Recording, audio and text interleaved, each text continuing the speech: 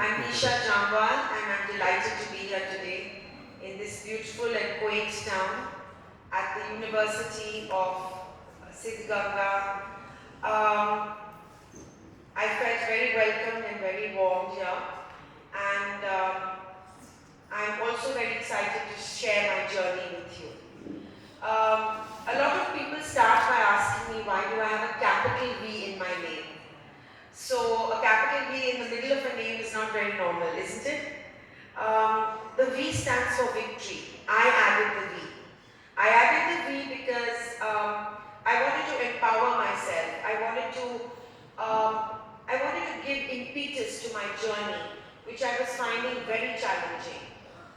I came to Bombay around 25 to 30 years ago, and one of the first things that happened as I came here was that I had one of the most challenging moments of my life. When you make a movie, when you write a movie script, there's one important thing you have, and it's called the climatic moment. So that was the climatic moment of my life. I was very, very young. I was hardly 21 or 22, and I was very shaken, and I wanted to motivate myself. So I added the V. So if you ask me about success and triumph, I'd like to say that the small wins, the small things that you do to make things better are as consequential as the big triumphs. Even I feel like topping out, I feel like, giving up of a commitment, of life, of a relationship. And that's the time you push yourself. That's the moment that you tell yourself, the show must go on. I want to share a little moment with you of my start of my journey in Bombay. It was a glamorous party on the terrace of one of the most famous hoteliers of India called Sanjay Nagar. And it seems like yesterday I came to Bombay, this little young, naive thing. I was so intimidated when I entered this terrace party. I felt like an outsider. I felt, I felt worried, I felt nervous. The whole glitterati of Bombay was there. I had just come out of a 1-year stay in hospital. And I was out of my depth, I was overwhelmed. Bombay is a very hard city in terms of it being, it's of course it's very exciting, it's buzzing, it's unrelenting, it's transactional, and it's a mix of euphoria and of challenge. And I had just come out of something that was so devastating, and here I was trying to, walk into a room full of beautiful people, and I was not feeling that great. So what did I do? I manned up, I straightened my shoulders. Something beautiful about life, whatever you're feeling, whatever you're going through, doesn't have to be what you show. Sometimes it's better not to show the chinks in your armor, to man up and to get on with life. And the second interesting thing is that when you smile and when you straighten your shoulders and when you feel and make yourself feel brave and strong, you actually begin to feel it. And that's what I did that day. So that was my start of my journey. And I want to say something very special about life. You don't really learn, and you don't really grow, and you don't really strengthen yourself through the happy times and the joys, isn't it? What really changes and shapes you and sculpts you like a sculpture is the difficult times. So I consider the troughs and the rapids as the most shaping and forming and formative pillars of growth. One of the game changers and the other pillar of my life was when my mother told me, look your best when you feel your worst. you actually begin to feel better when when you're feeling down in the dumps, you often don't bother about your appearance, you don't bother about the way you present yourself. But when you get up and when you look your best, you begin to become a winner. You begin to tell yourself that you are fine, you smile, you put your shoulders up, and you become a confident winner. That became the journey. There have been challenges, but when you look at challenges as allies, you win your own game.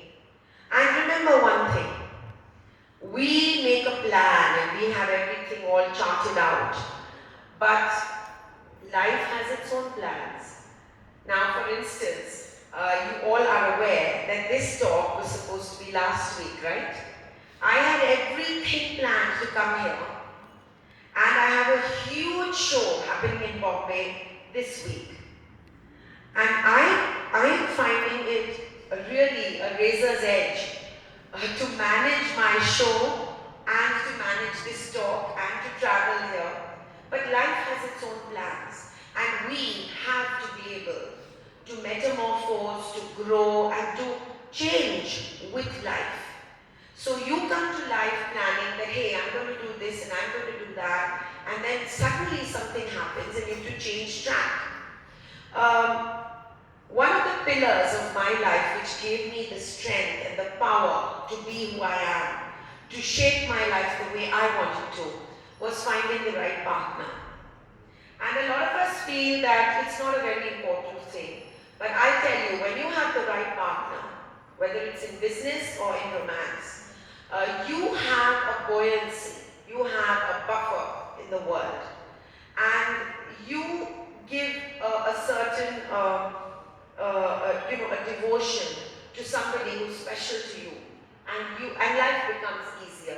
So that was my third pillar of success. I'd say when you're choosing somebody, never think of diamonds and the Eiffel Tower and, very lofty thoughts. Think about value systems of education, of the importance of a conversation, of communication. Coming back to plans, it was not an easy start, as I told you. From being a star student at Delhi University, I did English honors. And I went on to a 2-year BAA degree in interiors architecture in the US. I was the best student of the year. Life was looking great at Long Beach, California. And I came back to India with stars in my eyes, but life had other plans. I found that I couldn't pursue a career in architecture. It was something that my life didn't allow in terms of work and personal life balance. So while a lot of people ask me, how do you do so many things? You're an author, you're a writer, you do television, you do, you act, you run a luxury consulting firm, you also style homes. How do you do all this? So the truth and the secret is that I didn't plan to multitask. It just fell into my lap because I had no other option. I couldn't perform in a full-time career as an architect, as a structural designer. So what did I do? After a star start with projects at Jaipur Airport, the warship INS Delhi, and many awards, I decided that I couldn't do this demanding career. And I formed Nisha Jamvwal Luxury. It's a luxury consulting firm. And here I was managing to multitask and do luxury at my own terms while managing a home and life balance. You know what you do is in life, you make sure that you balance all aspects of your life so that you don't flag in any one area of your life. I found that I was doing luxury and I was writing, and it turned out really special for me. Please. move faster. I really feel that when family and home is in harmony, you have greater chances of success. And so it was that my luxury firm, Nisha Jamvwal Design and Nisha Jamvwal Luxury, came into being. So now I had options. I could work in luxury, I could write, and I could run a home where I had, more challenges than perhaps other people had. But let me start from the beginning. Let me backflash. I'd like to share with you my story from the beginning. I wanted to start by telling you what were the game changers, but now I want to tell you what happened to me in my life that made the challenges happen. Fame came almost immediately to me. I was a young 15-year-old when I made the first magazine cover. There was a magazine called Sun. And I was already modeling, I was already famous. I was a distinction student at Delhi University. I went to America. I won many awards at the architecture program of the Brooks College of Design. I had stars in my eyes, like all of you, starting life, the springboard of life. And you come into life thinking that, everything's going to be fabulous. I got engaged and I found I was in an abusive relationship. Of course, I was devastated. A strong 5'8" woman like me, you wouldn't imagine that, would you? So I was completely unable to cope at that time. But what did I do? I walked out. These are the tough choices you make in your life. And it's only when you close one door that other doors open. My little takeaway from this, this whole trauma that I went through at that very young age of approximately 19 was that you don't cling. You learn to give up something that's not working for you. And I came back to India, met the man of my dreams, walked into the sunset, into a beautiful happily ever after.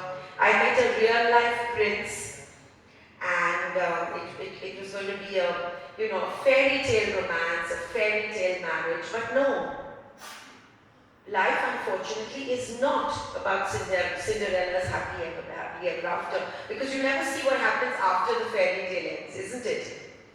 So I had my beautiful prince and I had the most devastating accident around 4 hours after we got married. And we, like I said earlier, excuse me, if you could, it's distracting me, so.